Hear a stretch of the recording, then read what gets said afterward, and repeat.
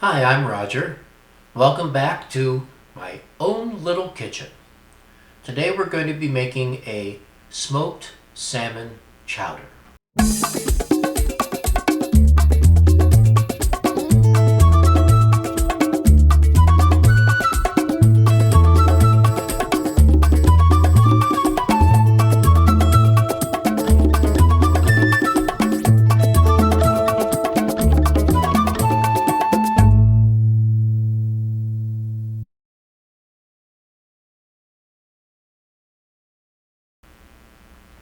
We have a ton of ingredients here, and I'll tell you what they are as we go through each step.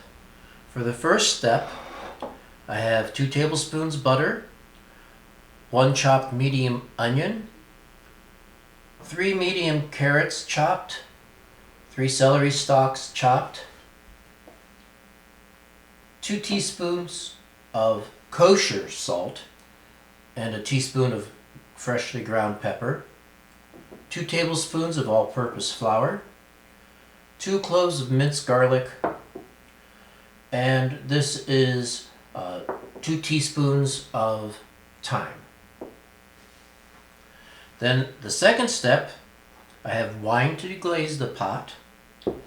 Then I have potatoes and chicken broth to cook the potatoes in. And then we have milk. We have pureed cauliflower, we have a cup of frozen corn, and we have 8 ounces of smoked, chopped, skinless, fully cooked salmon.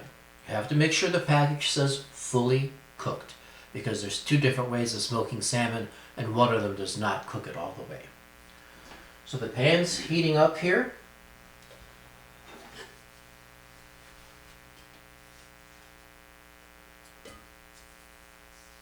Get the butter going.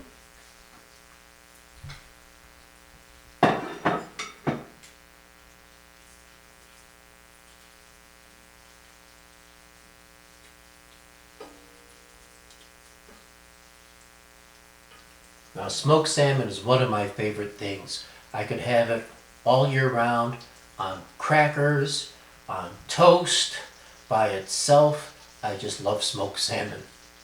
Okay, the butter is foaming now, so that's where you want it to be.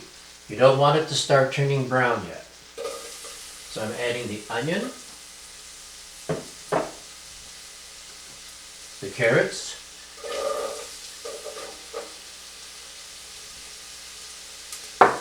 the celery, and just maybe a third of the salt and pepper at this point. Well, you add the rest of the salt and pepper later for seasoning. You want to keep tasting it and making sure it's not too salty. Sometimes smoked salmon can be salty. Now I'm going to hold on for the garlic for a while. I don't want to add it just yet because, again, when garlic is minced, the finer the garlic, the faster it's going to burn. You don't want to burn the garlic. And it's going to take a little while for the vegetables to soften. It'll take about 5 minutes for them, and then I'll grab the garlic and throw it in and saute that for about a minute until it's fragrant.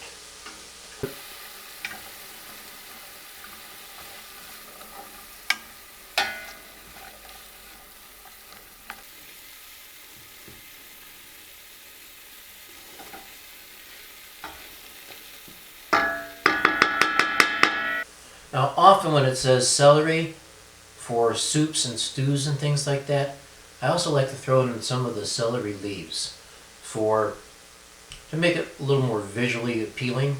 So I also have some leaves in here. Now, in the recipe that's posted for this, it'll say use a head of cauliflower, set it on top, cook it that way. Take it out, puree it, and add it back in. I used frozen cauliflower to do that, and I'm not going to put it in and then try to fish it out to puree it. So I cooked it separately in the microwave, and then I pureed it. And if it's not pureeing nicely, I'm going to add a little bit of the broth to it to get it to puree a little better. Oh, this is smelling good.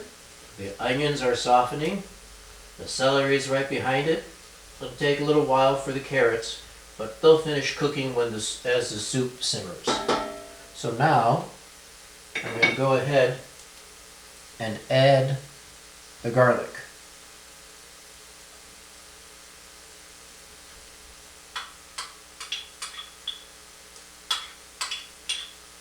Oh yeah, you can smell it now.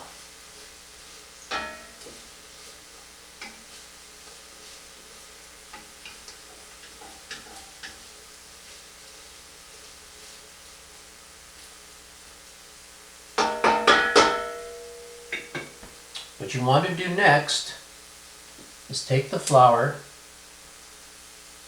and shake it over the vegetables. Try to get it as evenly as possible so that everything gets covered. And again, this is going to make a kind of like a sauce to help thicken things up. Almost a roux, which is of fat, the butter, and the flour. Combined make a roux or a base for a soup. You want to stir it to make sure the flour gets evenly dispersed, and you also want to cook out the flour smell. You never want to eat raw flour. That can cause troubles.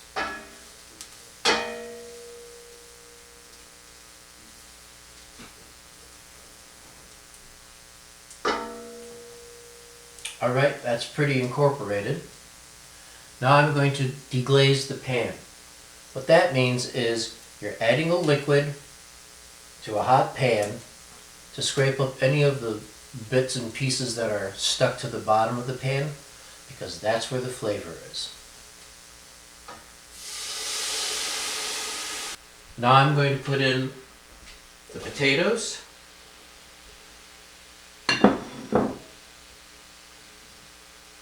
the broth,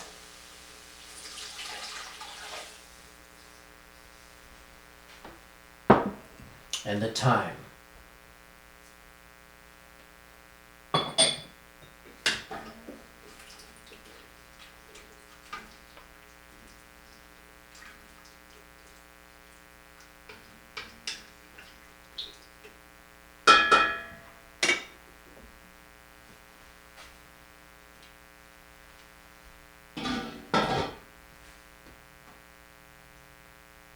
Cover the pot, turn up the heat, bring it to a boil. Once it comes to a boil, you turn it down to a simmer and cook it for about 20 minutes for the potatoes to get soft.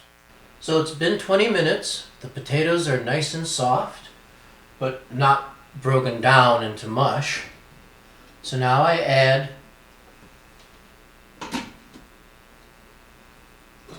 the milk,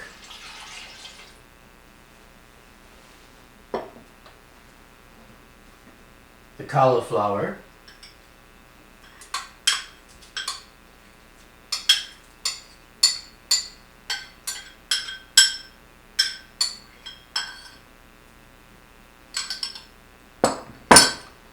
the 1 cup of frozen corn,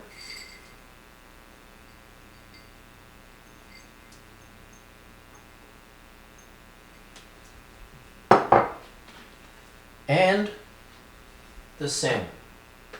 I already have it chopped up. I have several slices this way, several slices that way.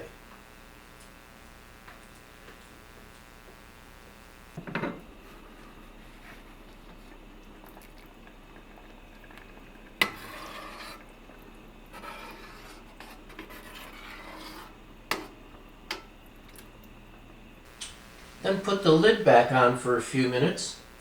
Let the flavors blend. Let the cauliflower help thicken it up a little bit. Then I'll taste it, and I'll add more salt and pepper if necessary. Alright, the soup is thickened up a little bit. I think it needs just a little bit more. So I'll add like 2 pinches of the combination of salt and pepper. Actually,